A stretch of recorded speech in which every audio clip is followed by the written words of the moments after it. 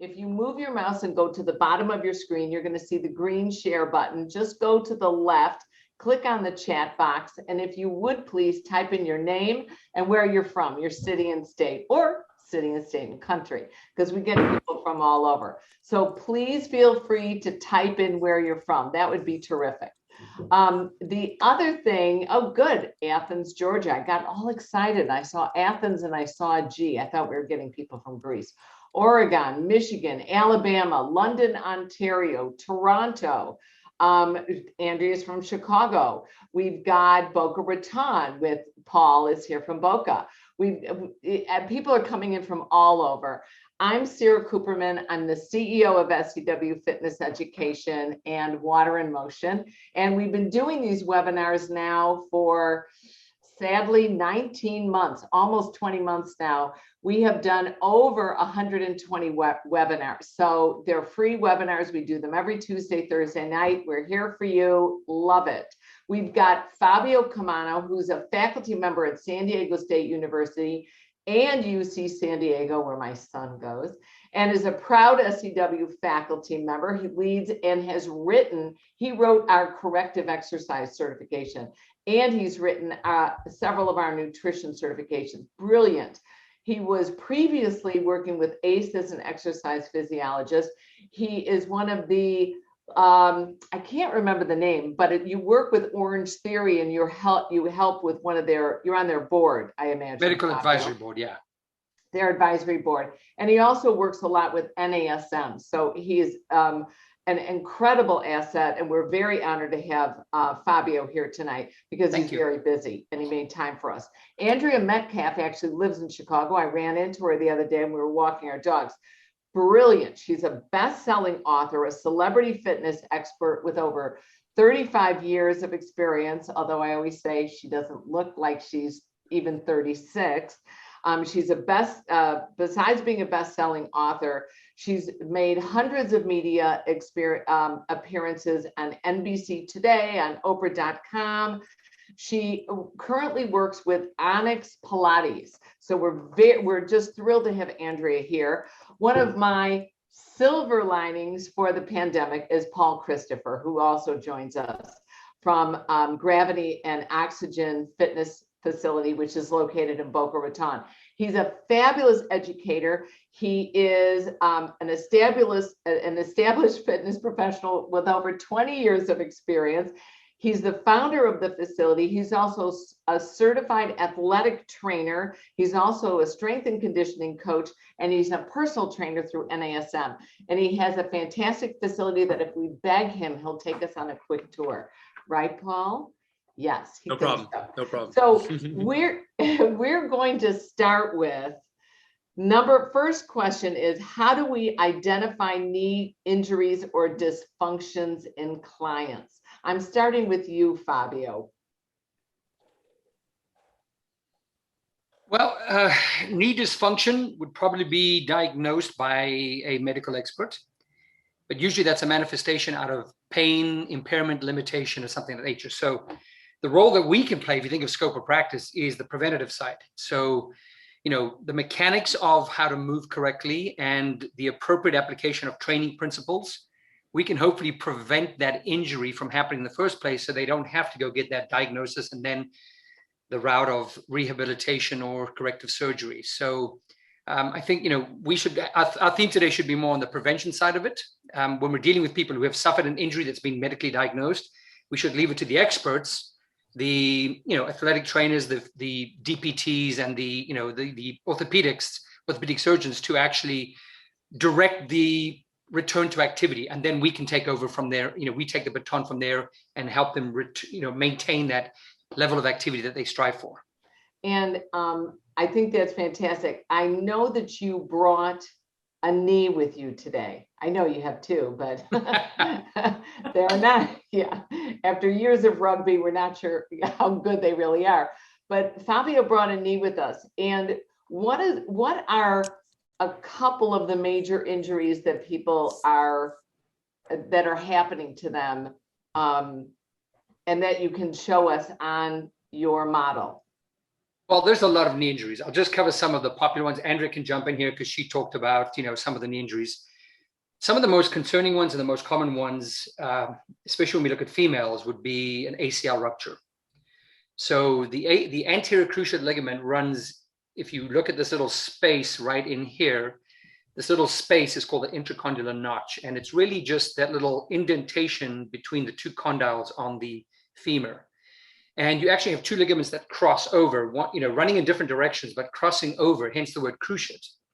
Now the ACL runs, and it actually, what it does, it runs from the back end coming forward and attaches to the front end of the tibia, and it prevents the hyperextension. In other words, that tibia coming forward. So imagine if you were to slam your heel on the ground, your tibia would shoot forward and the femur would stay back. Now the kneecap has to protect that, but prior to that hard structure, that's the role of the ACL and the hamstring to try and prevent that.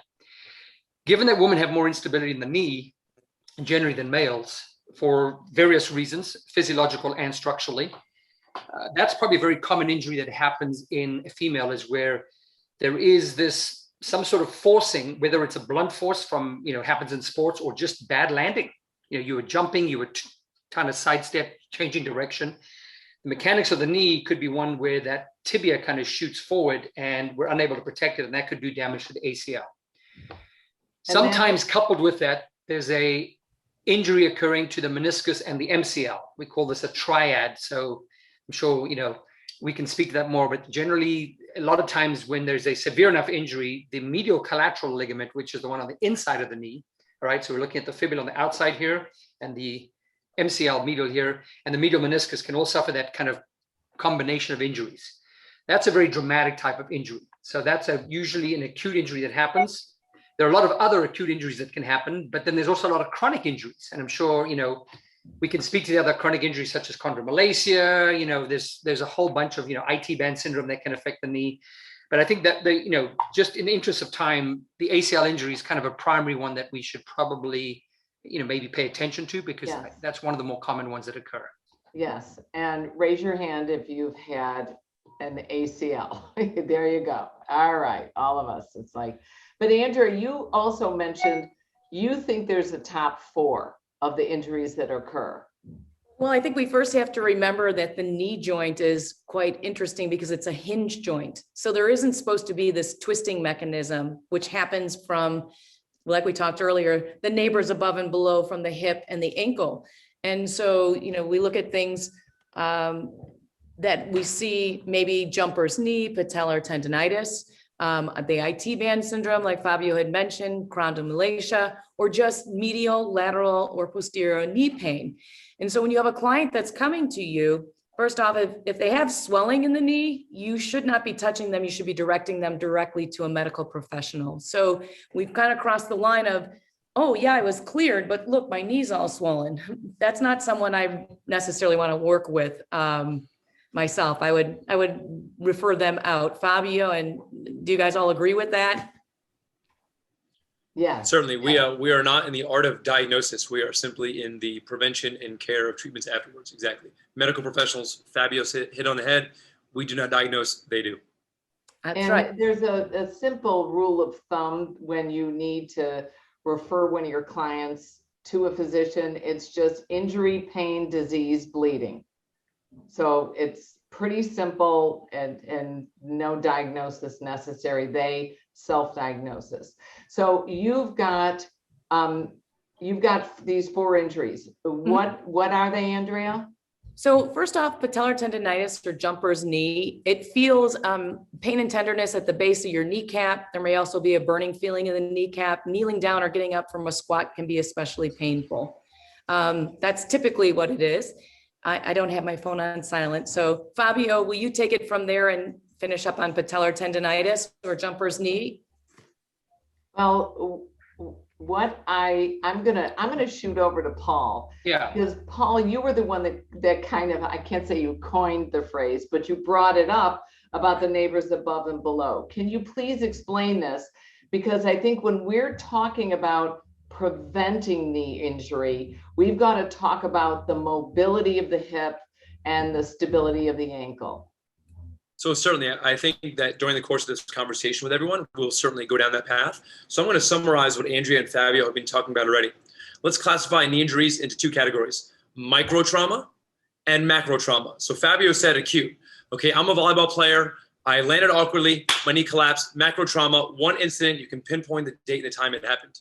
Micro trauma is the repetitive loading over time that leads to a signal, and pain is a signal. So when we talk about that patellofemoral and that patellar tendonitis, that is more micro trauma as opposed to macro trauma. So Andrea, one example, another for people diagnosing or figuring out patellar tendonitis is walking up and down stairwells. Also, that will generally create discomfort too. So ACLs are an epidemic annually. So we have this pandemic of COVID, right? Now imagine 100,000 cases of ACL tears annually in America. That's what happens. And a greater proportion of them are females due to the environment they're in with sports, with volleyball, basketball, and soccer, and also the anatomy of their body. Okay, that Q angle that we talked about pre-webinar. So now we want to talk about prevention and care. So friends, think about this. My head is my knee. The knee is the hinge joint, as Andrea said. We have a joint above and a joint in below, your hip and your ankle. And those two joints move in 3 planes of motion, okay? So if they can move in 3 planes of motion, then they can greatly affect the monkey in the middle. So the knee is simply the victim or the dummy of what goes on above and below. If we do not have capacity of stability and strength in our stabilizers of our hip, the knee falls victim to collapsing. If we have issues with collapsing arches in our feet, and issues with the way we walk in our gait and running, then once again, it's going to affect the joint above. So the knee is simply trapped by neighbors. Fabio said pre-webinar that it's simply a case of having bad neighbors, but we have within our capacity to improve the look of the houses next door. And that comes into dynamic stability. Simply muscles, all their job is, okay, muscles have 3 jobs. They move the skeleton, they protect the skeleton, and they burn calories for energy. So that number 2, protect the skeleton. If we can strengthen the muscles around your hip and the supportive structure on your ankle, the knee says thank you. How about that? Yeah, I think that's great. I always look at the hip being a ball and socket joint, having great mobility and the ability to twist and torque. And then with our ankle, we know we've got the rotational capability of our ankle. And our knee is just this hinge joint. So if we look at this, what are some of the exercises, Andrea, that you would recommend to strengthen the hip or increase the stability or the mobility of this joint? Well, we'll talk right away with what props we can use, which would be, most people have seen all these different bands for around the ankles, but sometimes you don't have those bands. So even just simple drills, stepping to the side into a side lunge position, activating that glute, working through the diagonal patterns, front, back, corners, all of those are going to start to work. Basic stability, just lifting to the side, basic stability to the back corner, and of course, all the way straight back, getting those glutes. But some of my favorites are done with the cuffs. My very old spry cuff here. It's ancient, but simple, pardon me, so you can see what's happening down here. Stepping to the side, nice and slow, working side to side, working backwards on that angle as well, are just some nice basic things to start firing up glute med, which is the one that's slowing that knee from dropping in. You know, a lot of times we don't realize that it's up here and not down here, because this is where we're feeling the pain. This is where maybe the chronic reminder is coming from. But typically the first thing I do is start getting them to move laterally with resistance like that. Okay, great. Thank you. Are there other exercises, Fabio, that you might recommend to help? I mean, when we started talking, your first statement was, we got to work on prevention and preventing these type of injuries. So are there other exercises you might recommend? Yeah, absolutely. I mean, following in line with what Paul was talking about, if you look at the hips, I think what most people don't appreciate is how important the muscles of the hips are to stabilizing the knee. And I talk about the glute maximus functioning in the transverse plane, the glute medius in the frontal plane, which I'm going to demonstrate in a second, and then the hamstring in the sagittal plane, and then looking at, the integrity of the foot. So not just mobility around the ankle, but the integrity of the structures. So the plantar fascia, the intrinsic muscles of the feet, which are notoriously weak because we all put shoes on. It's much like, putting a glove on and just saying you're going to operate at the wrist, but don't work the dexterity of your fingers. That's what a shod shoe, that's what a foot does when it's shod on a shoe. And then you take the shoe off and you go barefoot, and you wonder why people have so many problems, because the muscles of the feet are intrinsically weak. But let's go back to the hip. So building on what Andrea was doing, I love the fact that, the glute medius is, in my opinion, trained horribly in the gym. Because if you think about it, I'm just going to use the classic machine where we sit and we do the little hip openers in the machine. We call it hip abduction, right?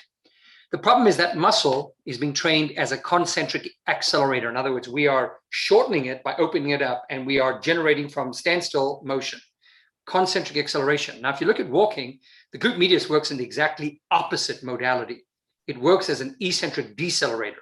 And that's how you have to train it to protect the knee. So all these people sitting there doing these little, little side raises or sitting in the machine, that's great, but you're not training that muscle to work functionally. What you have to do is teach that muscle how to train. So when someone is extremely weak, all the little, side lunges and the machines, they're a good start, like the side lying clams exercises. They're all great starts. But at some point you have to train functionally, which means we change the nature of how you're doing a side lunge. And the key thing with side lunge is if you just take a step to the side and you just look at the position of the foot and the knee and what I call the ASIS. So here's your hip. That's the ASIS. So this is the front of your pelvis. You can all feel that. If you put your hand on your hip, you can kind of feel that bone right there. Now, as Paul's probably showing, he's standing up, so I'm going to have him demonstrate. If he does a wide side lunge, so Paul, take a wide step.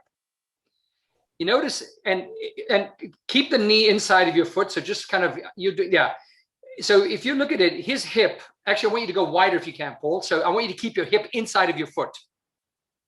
So we see a lot of people, if you look at Paul, you can look at his hip. His hip is inside of the placement of the foot, which means that glute medius is in a shortened position. Now, if Paul takes a smaller step, so Paul, just shorten up your step a little bit and shift your hips over that foot.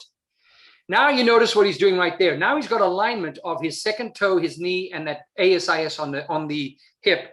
Now he's actually loading that muscle in more of an eccentric, where the muscle, like a rubber band, is being taught to work as a decelerator to slow down the movement. That's how you should be training your glutes. So when you're doing a side lunge exercise, you can keep the same exercise. The step out is really not the exercise. The step out is to position yourself right there. And then the exercise happens where you kind of do that side lunge. And now if Paul was going to continue walking, he's loaded on the left hip. He would now release the right hip, bring the right foot back towards the left. So lift your right foot up, bring it there. And then he's back to starting position. He steps back out. Well, no, he's doing something different there. So the idea is the exercise is not the step out. It's to get the foot out and then control the movement there. Like Andrea was showing too, you want to get that hip aligned over the second toe. That's an eccentric action of that muscle, right? Now, Paul's also going to single leg positions. I think any single leg position where you can do variations of, single leg with any plane drivers of your legs. So you can drive your legs and your body in any direction, where you can activate the glute medius, are going to really train the muscle to do its job. Now, the key thing is also how to activate the muscle. If Paul stands straight up, so Paul, just do me a favor, or Andrea, just stand normally. He's standing there, full extension. I say fire your glute medius. It's very hard to do. But if he does a little hip hinge, so Paul, Andrea, do a hip hinge for me. Just hinge a little bit. So hinge, yeah, not that much, just a mini hinge. If he does a slight hip hinge, there, he can now activate the glute. The glute medius gets activated very well in a slight hip hinge. So to start that exercise, I just take him to slight hip hinge. And then I say, now fire that glute, and then we're going to work that muscle. So a big exercise that I think most people don't appreciate is we're just working one plane right now, is that they train the glute medius incorrectly. They train it as a concentric accelerator. Just one second, Fabio. I've got a few people in the chat that say they couldn't see Paul or couldn't see Andrea. Do me a favor, guys. If you move your mouse, you go to the upper right corner of Zoom. In the black box, you'll see the view button. If you click on it and you click on speaker, all four of us will be larger, and it'll be easier for you to see.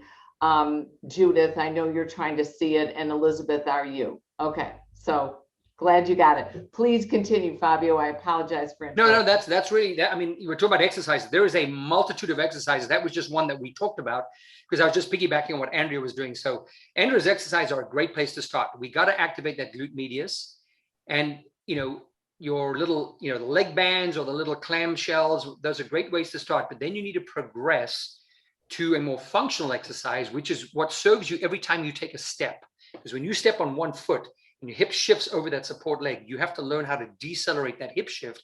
If not, it transfers the forces from the bad neighbor into the knee. So by training that glute medius eccentrically and teaching it how to decelerate, you actually help preserve the integrity of the knee. And that's really what Paul and Andrea were trying to demonstrate. And it's just a simple adjustment. If you're doing a side lunge, it's fine.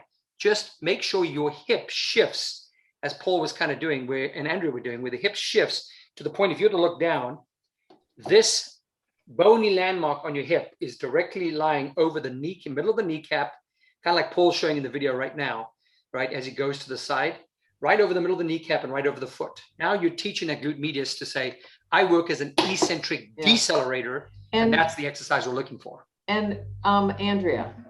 One thing I see when I do see people try and do these is I watch when you're talking about the ASI joint, I got to get my feet showing. Sorry about that, guys.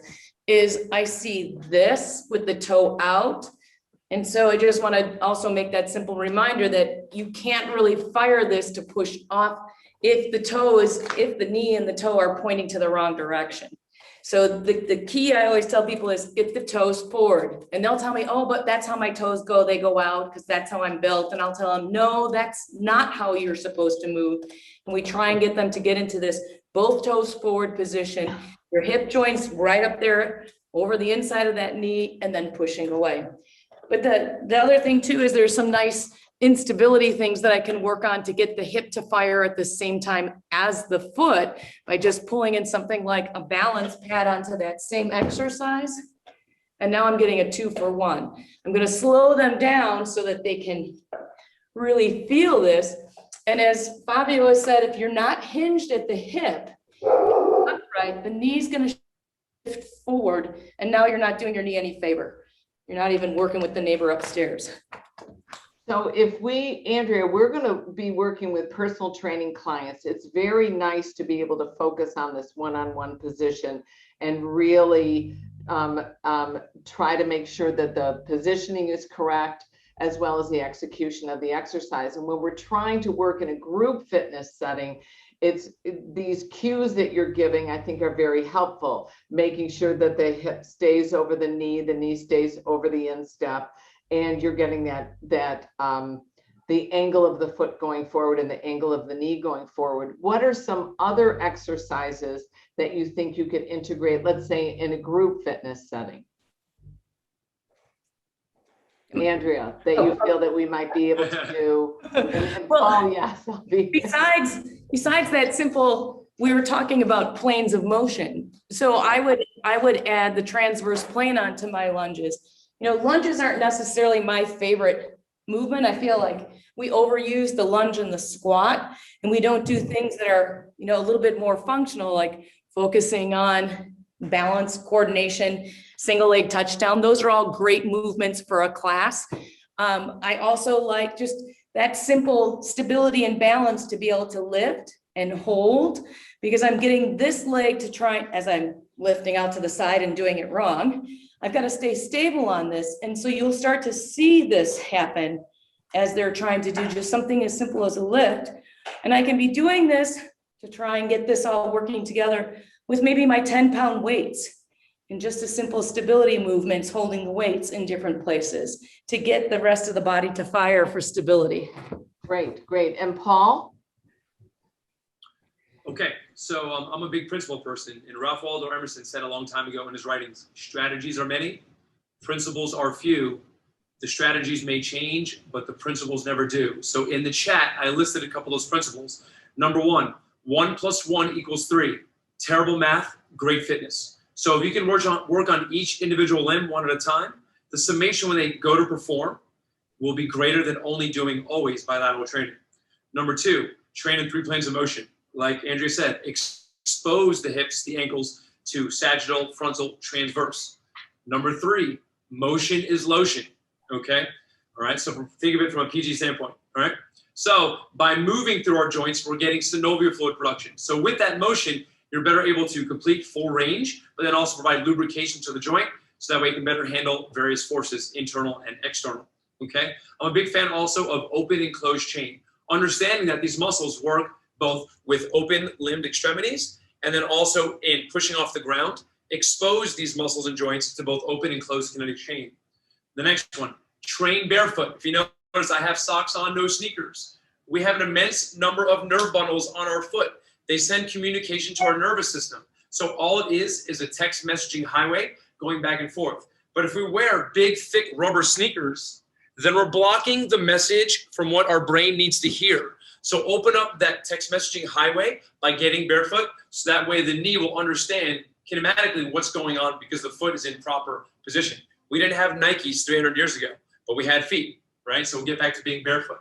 So I'm gonna show you a couple of different moves that I like. So talking about the hip, I love any dowel. I always say if you have a broomstick, you have an amazing piece of equipment. So I'm really big on hip training from internal, external rotation ideas. So right now my knee is to the outside of the stick, and I'm working on internal rotation of my hip as my foot rotates out. So I'm just gonna expose that hip joint to that motion right there. I'm gonna take my foot to the inside and now work external rotation. Okay, you see that going on? All right. I'm gonna also work single limb patterns where I'm going to go ahead and grab the floor with my toes, cringe the floor, create that arch contraction, grabbing the floor, holding onto my knee in high hip flexion, and then to stimulate stability, I'm gonna close my eyes, and as you can see, I'm now becoming more unstable. Now I have to trust those proprioceptors peripherally to tell my brain where I am, okay? So without vision in the equation, I'm now creating that neuromuscular highway and stimulating that, all right? Thinking from a grosser standpoint with the glutes, I'm gonna show you guys what we call a shin box bridge, all right? So Fabio's really big on deceleration. I'm gonna face you guys, and I'm gonna sway my knees over to my right. So right now, I'm in this position where I have one hip internally rotated, one externally rotated, and looking at you guys, imagine you have a group class and there's 25 of these in your aerobics room. Now I'm going to lift my hips, putting myself in hip extension, and then I'm going to decelerate like I'm landing on a cloud with my hips, soft and gently, okay? Very simple. If I give you the side view, I turn my mat, you're gonna see right now I'm in a state of hip flexion, and now to activate those glutes, I'm gonna go ahead and put myself in full hip extension, and then slowly return to the floor, working on that deceleration. So Fabio's true when it talks about the eccentric contraction is the true strength capability of any muscle in the human body.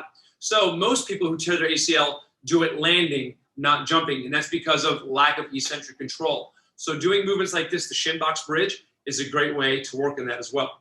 I'm a really big fan of anterior reaches, all right, different planes of motion. And Paul, that's a great exercise to do. It's also pretty common position for yoga people to do the lift and the lowering slowly.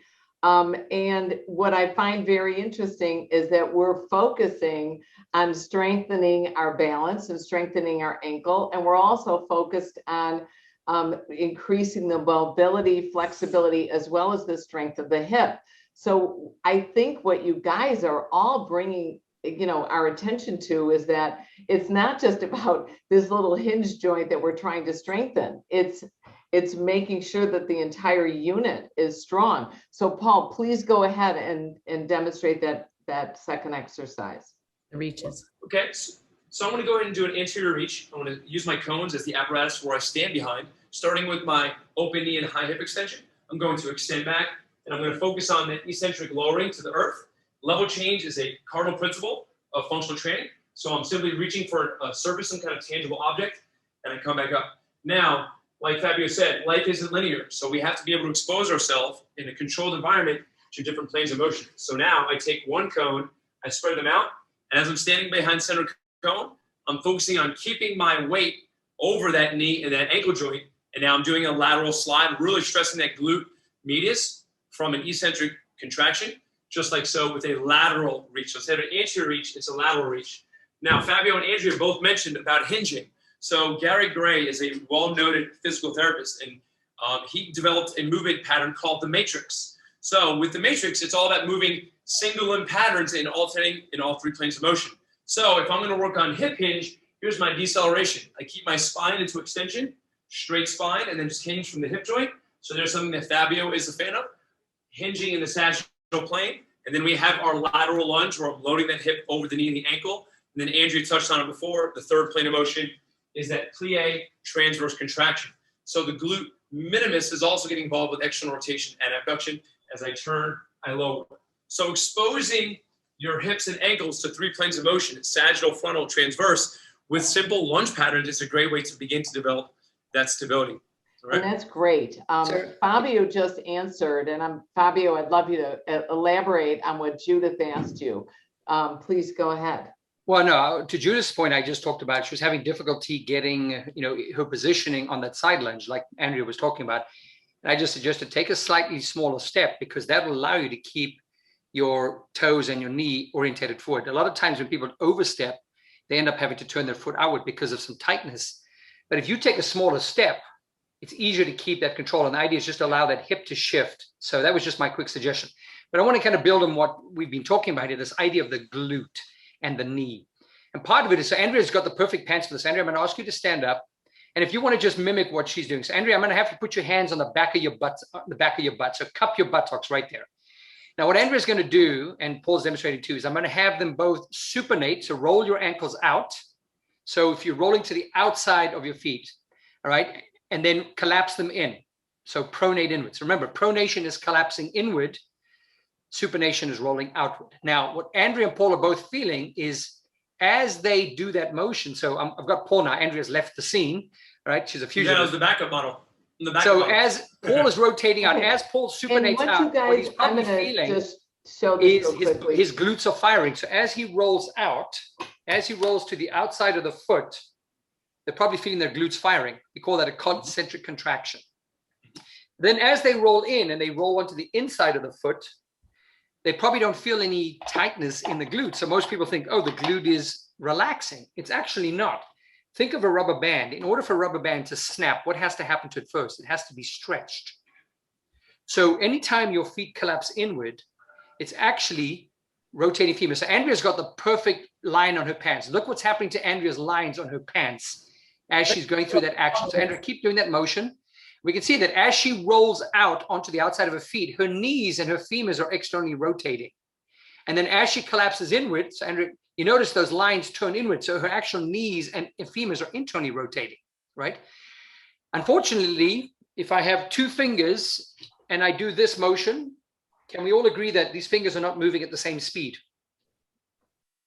Because they're all starting in the same position and getting to the same destination, but this outer finger here is covering more distance in the same amount of time.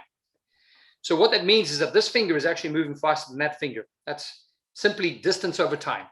Now, if you look at it in the situation of the human body, the fulcrum, the point of rotation, is Andrea's ankle. My first finger would be her tibia. My second finger is the femur. So what I'm showing you is that with rotation, her tibia and femurs are rotating at different speeds. And who's the joint between them? The knee. So every time you step, and Paul was showing this, he was doing a kind of a great idea. He was using his hand. As we heel strike, we always heel strike on the outside of our foot. The body does that to create stability to accept load. And then as the foot comes down, the foot actually rolls in. So that motion that Andrea is doing is mimicking walking. We go from supination to pronation, and Paul's doing it now with his hand. And then as we get ready to push off, we go back into supination. It's the natural process of taking the foot from being a rigid lever to a mobile adapter back to a rigid lever. It's the movement that happens within the foot, but it's actually occurring at the ankle joint. Now, if you think about that, as the foot comes down, as Andrea was doing, her femurs were internally rotating and it was going to collapse. If she forces that, the knee is going to collapse even further. And that puts a lot of stress into the medial compartment of the knee. So this is why we're talking about the glute, because the glute, believe it or not, as you're rolling that leg inward, the glute is being eccentrically lengthened, and like a rubber band, it's slowing it down. It's slowing down that motion. So a lot of problems, when you see a lot of people walking and the knee really shows that excessive inward collapse, a lot of it can be attributed to an inactive or an underactive glute medius. And so that muscle needs to be trained, functionally. Now let's think about every exercise we do in the gym where we say, let's target your glutes. Which plane are we training in? What is the top 5 exercises for the glutes?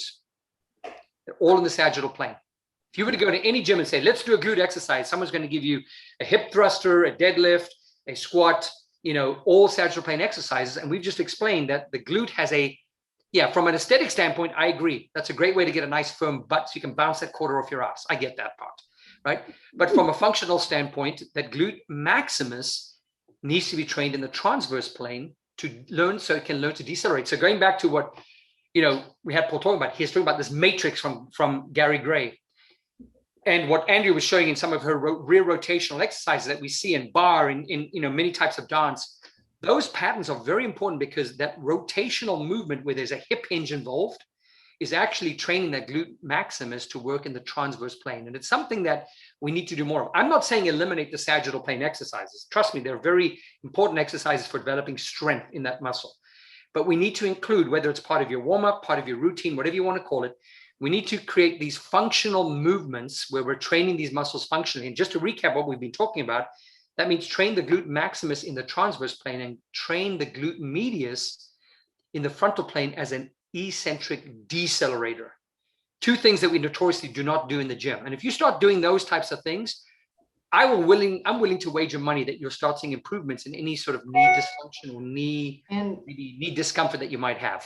And Andrea, you were talking about your multiple knee adventures you've had replacements, haven't you? Yes, I had meniscus tears, then ACL reconstruction, and then total knee replacement on both knees at the same time 2 years ago. And, when you're an instructor, we tend to give ourselves the last bit. We push ourselves, and 35 years of high impact gymnastics, cheerleading, all the above. I didn't do the best thing for my body. And so then I started to learn all those little exercises that I would throw into my classes. Like, that's why I ran and got the ball, because that's one of the exercises that I do in class, whether I have the big ball or the little ball. I work and I get them to try and get that internal rotation and pull out and hold and bring it in and hold. And I loved when Paul was doing these, because we did these in bar classes too, where you reach for the bar and then you come back up and you reach for the bar. And so they're not just personal training moves that you can be integrated. These are great group moves. Paul, I can't do your shin lift. My knees just won't do it, but now they won't anymore. That's okay. But bionic joints now, yeah. Yeah, but those are really easy things to incorporate.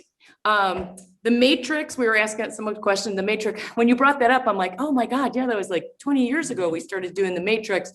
Think of the matrix as the 3 planes of motion. So for every exercise, whether it's a lunge, Paul, will you do the 8 exercises from matrix? Sure. Actually, the full matrix is 12 exercises actually, but So the principle is it's unilateral pattern, so you're never moving both limbs at the same time, and it's going in all 3 planes of motion. And Andrea, wait, Paul, let's let Andrea finish, please.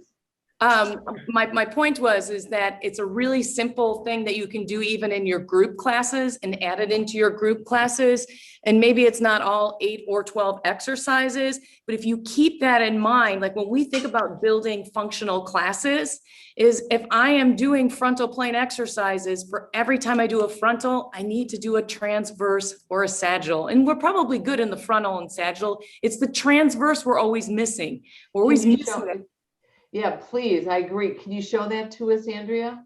Well, don't let Paul do it. He's standing up. He's okay, ready. Paul. Go ahead. So cool. So I'm ready to go. So I have my 5-pound power block dumbbells. Okay. So the principles of the matrix: 4 cycles of 3 exercises. 4 times 3 is 12.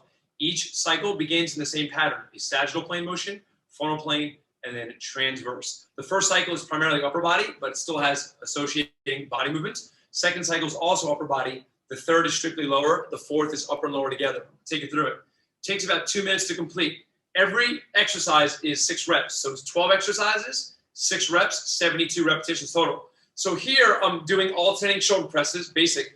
But now as I've done my 6 sagittal shoulder presses, I'm now purposely driving my hips in the frontal plane to ab and adduction.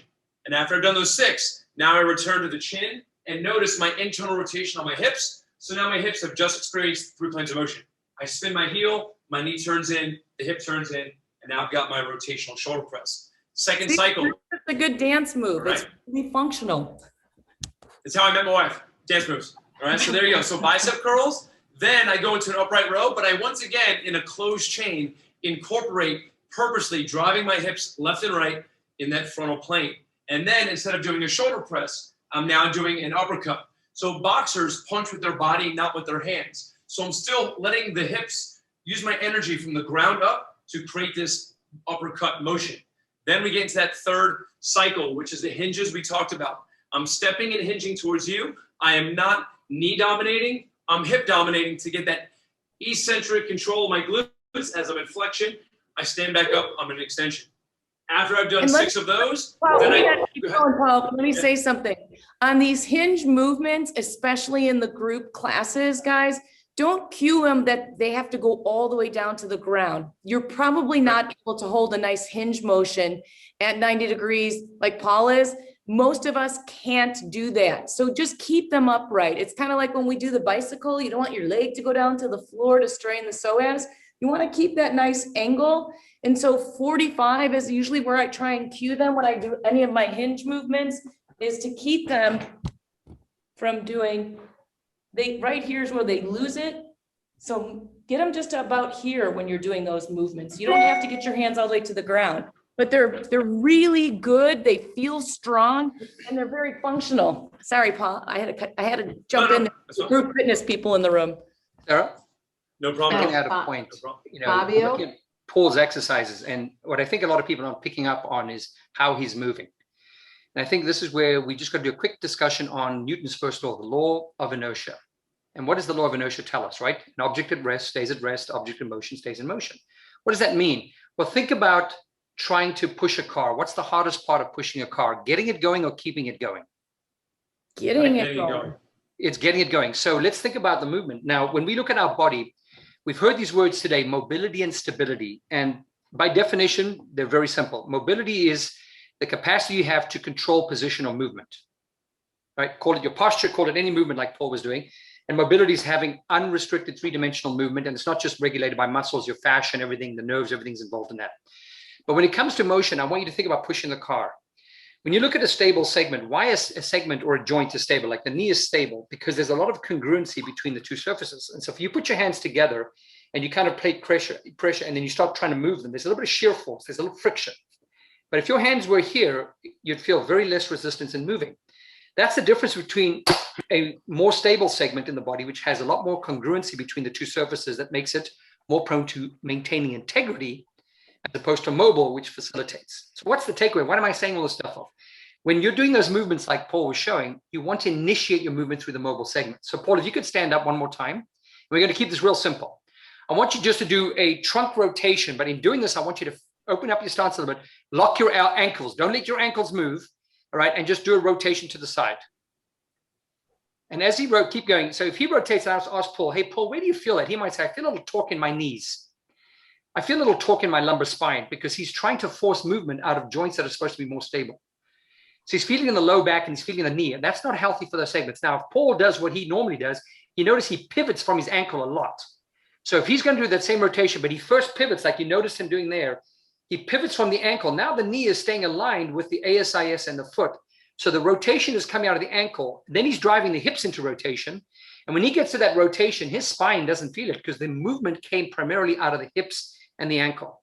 That's how we should be thinking about it. So we're in a group setting and you're cueing movement, you should be cueing to initiate movement through the mobile segment. So if you're doing that rotational, that matrix that Paul was demonstrating, that we've been talking about, Gary Gray's matrix, you should be cueing that the movement. So when Paul was doing the front lunge, he was moving through the ankle and the hips and trying to preserve the integrity or the stability within the knee and the lumbar spine, because they're more stable segments. The body has this very interesting relationship, Sarah, and we teach you when we do the corrective exercise workshop, we teach this alternating relationship between the foot being stable, the ankle mobile, the knee stable, the hips mobile, lumbar spine stable, thoracic spine mobile. It's a alternating pattern.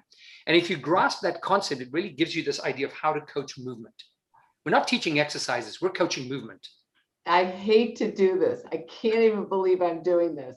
Andrea, I know you want to show one more thing, right? You just All right, one more thing. We are at someone had asked about eccentric deceleration. Yes, Leah's asking that about eccentric deceleration. You go for it.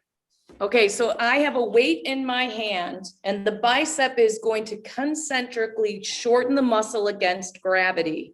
As I'm lowering this, I get that eccentric, I'm decelerating it. When I have any kind of movement pattern, I'm going to have more deceleration against gravity. So that's what eccentric deceleration means. It's moving against the resistance, which is gravity with the weight of our body, in the lengthening phase of the muscle. And the muscles get stronger faster, up to 30% is what they say, when we do eccentric movement versus concentric. When we talk about aqua aerobics, we don't have an eccentric and concentric same movement pattern because of the water and buoyancy. On Earth, we do. So just touching a little bit on that question, I wanted to make sure I put it out there. Thank you. Thank you. Yeah, and eccentric deceleration is so important in sports because that's where it comes into play just so much. Like, I'm a big skier, and every time I land, it's not just the pushing off, it's the landing that I have to decelerate. It's catching the ball that I have to decelerate against that impact, against that resistance. I'm going to show you all a quick video here. I can't thank you guys enough. You guys are amazing. And we have a wonderful Midwest Mania convention, that live convention that's coming in October. Check it out.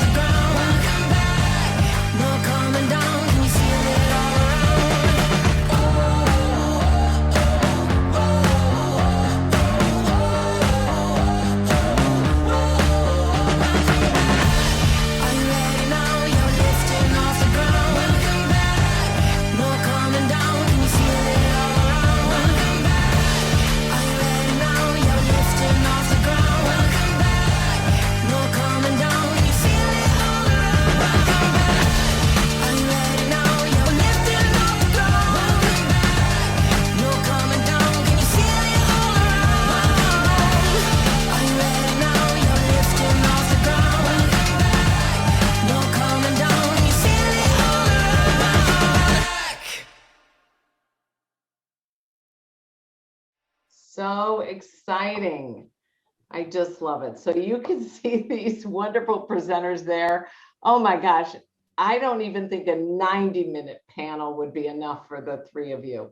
So I really want to thank you. Thank you, Paul, for coming. Thank you, Fabio. Thank you, Andrea. I love the balance between the matrix and the personal training and the academic, and of course our group focus. So thank you again. And I also want to thank Beth Caney, who is our sponsorship director, for actually running us, keeping us going. So thank you for coming tonight, and thank you, Beth, for running it. Bye, Andrea, Fabio, and Paul. Thank you. Everybody have a good night.